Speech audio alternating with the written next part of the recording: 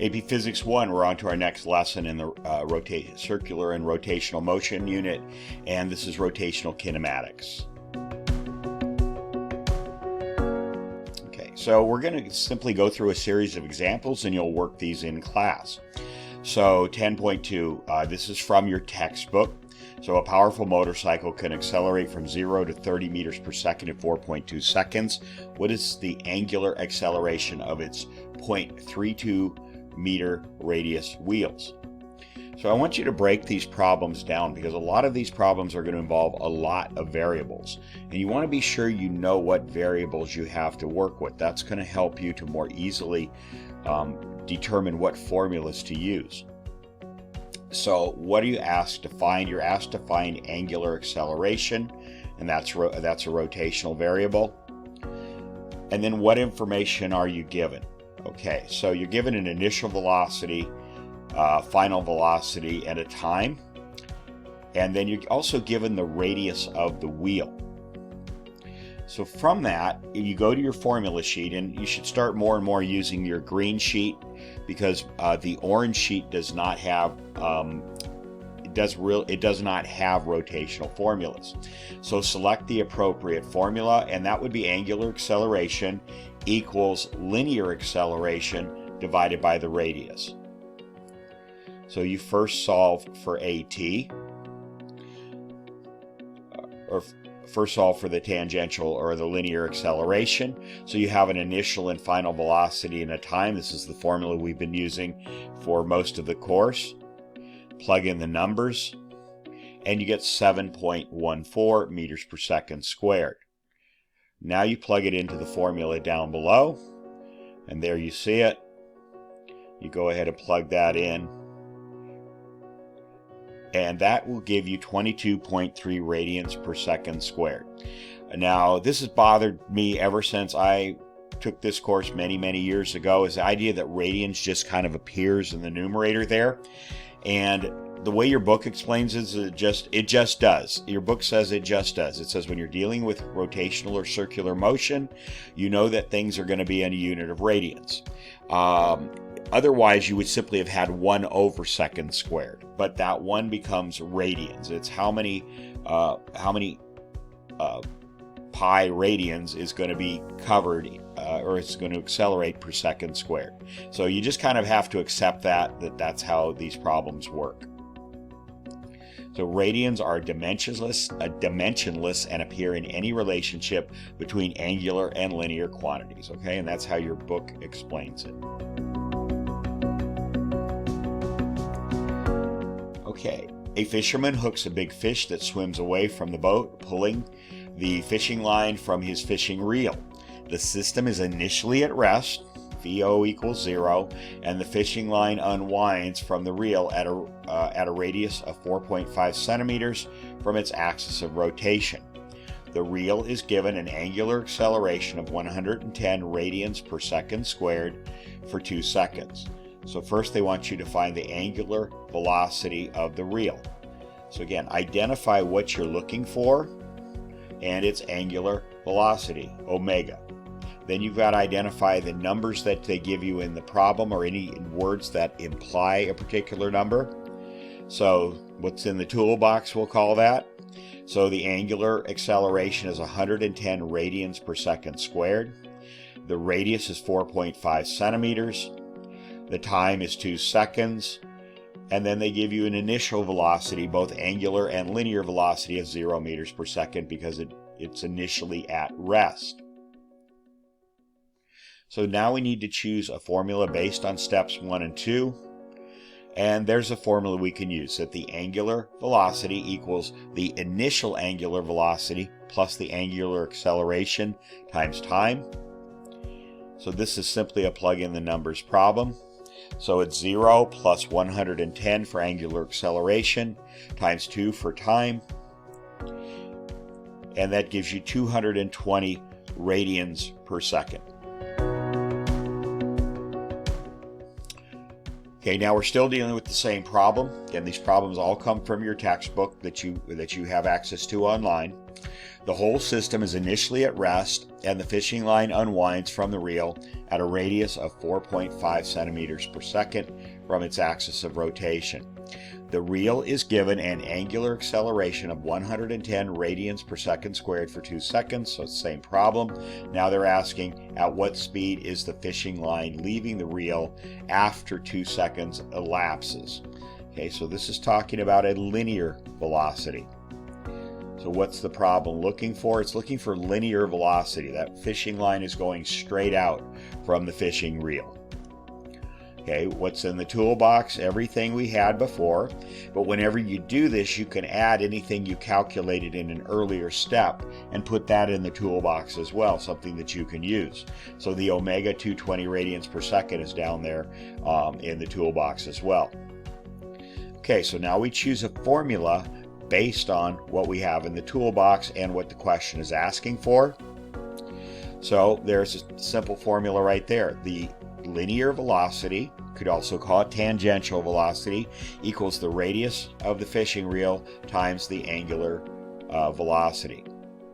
So we plug in the numbers, and there is the 4.5. That's the radius of the fishing reel, but we need to convert that into meters. Everything has to be in meters in these calculations, and then you multiply that by omega, which is 220.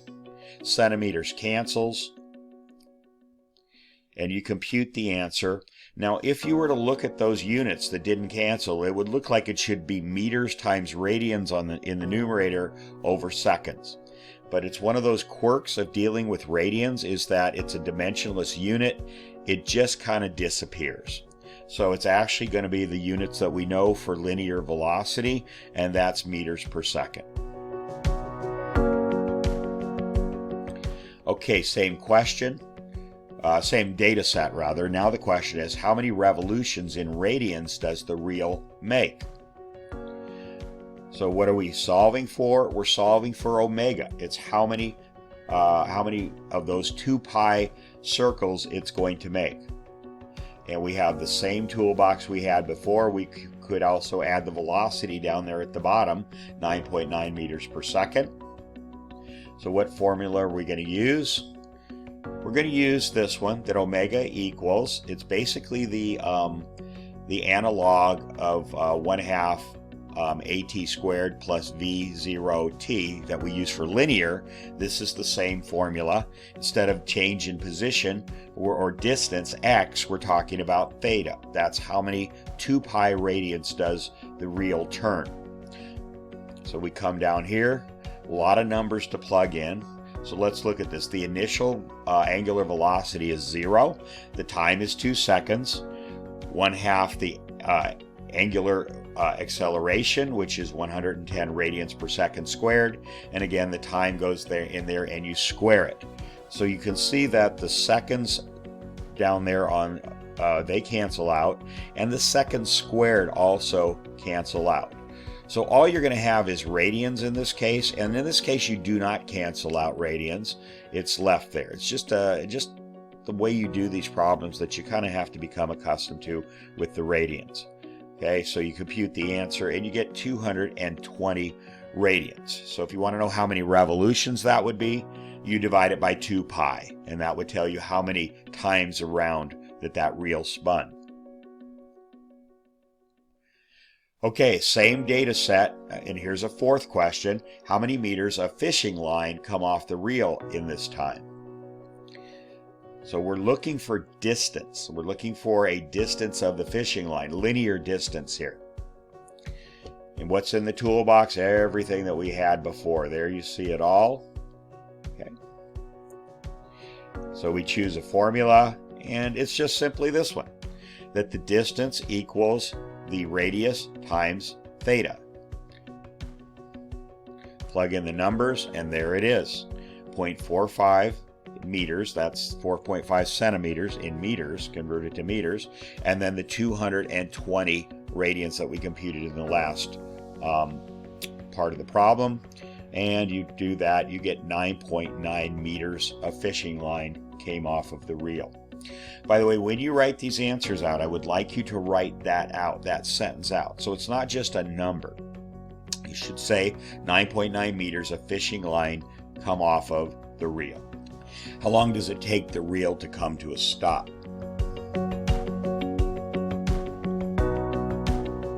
So what are we solving for? We're solving for an amount of time again. And what's in the toolbox? So I'm only going to show what you really need for this problem rather than list everything you saw in the previous problem. And there it is. You have a final angular acceleration, which is 0 because it's come to a stop. The initial is what it was spinning from the previous problems from part A. And then you're given a negative acceleration, meaning it's slowing down. So there's the formula. It's the formula for angular acceleration. Looks very much like the formula for linear acceleration. Okay, so we're going to solve for t because that's what we're trying to find. So we're going to cancel the t's on the right. And then we're going to cancel the alphas on the left there. And so we end up with t equals final angular velocity minus initial angular velocity over acceleration, angular acceleration. So now it's just plug in the numbers. There they are. And you get time is 0.733 seconds.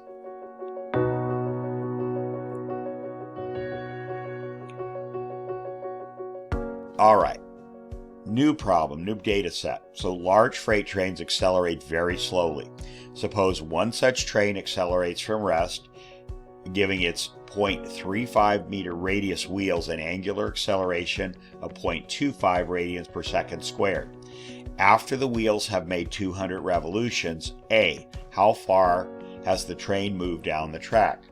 So again, this is very important that you lay out the variables here because this is what's going to help you spot the formulas that you need. So the first thing is how far is a distance, and down the track is a linear distance. So it's going to be d equals question mark. Again, you can treat that as delta x if you would like, displacement. Okay, and what's in the toolbox? So this is really an important part of the problem. Now, in some problems, if you know you're going to have more than one part, and if you're on an AP exam, you're going to know that you're going to be expected to answer several parts, you may want to do step 2 first. Lay out what you have in the toolbox here, what numbers are you given, and then go to each of the questions and answer them in turn. Okay, so there's the radius of the wheel. There's the angular acceleration we're given. There's the revolutions. And so we're going to choose a formula for distance, which represents x, the position. So distance equals radius times theta. So we're going to plug in the numbers.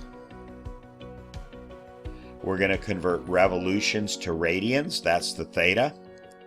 So it's 0.35 is the radius, 200 revolutions, 2 pi radians for 1 revolution. And if you look at how it cancels, the revolutions cancel. And again, it looks like you're going to end up with a distance of meters times radians, but radians mystically disappears. And so you end up with your distance simply in meters. And that would be 440 meters. All right, same data set. Now it's asking find the final angular velocity, so this is a rotational variable, omega, of the wheels, and the linear velocity of the train. So, okay, it's asking for 2 things, but we're going to do the one that's highlighted there first. So it's omega is what you're looking for first. Again, lay out what you have to work with. There it is right there, including the distance of 440 meters. So what formula would we use using those variables? So this one will work, okay? The initial angular velocity, which we didn't put down there, but it's starting from a position of rest. That should have been put down there. Equal plus 2 angular acceleration times theta. So plug in the numbers. So the initial velocity or angular velocity is 0. Then you have 2 times 0.25 angular acceleration. And then again, I did the conversion a second time here. 200 revolutions converted into radians. And you end up, when you mash all those numbers, you end up with that for omega. And so that's going to give you, omega is expressed in radians per second. So 25.1 radians per second. Okay, here's the same data set. Now they're asking for the second part of that problem for the linear velocity.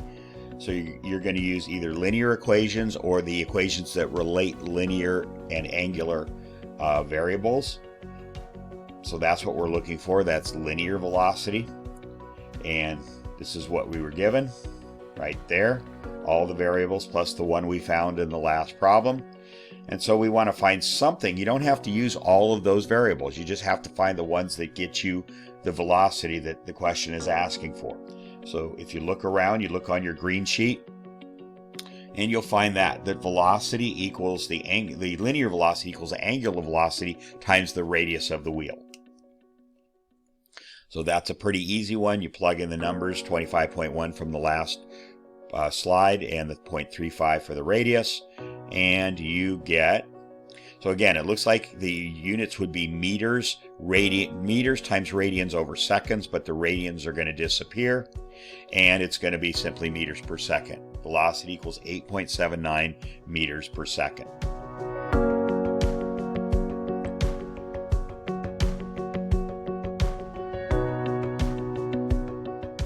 Okay, one more problem. A fly accidentally flies into the microwave and lands on the outer edge of the rotating plate. The plate has a radius of 0.15 meters and rotates at 6 revolutions per minute. Calculate the total distance traveled by the fly during the 2-minute cooking period. All right, so a lot of variables when you get into rotational motion, because you're dealing not just with rotational motion, but with linear motion. So it's very important to lay these out, to list these in a column the way that I'm doing in these problems.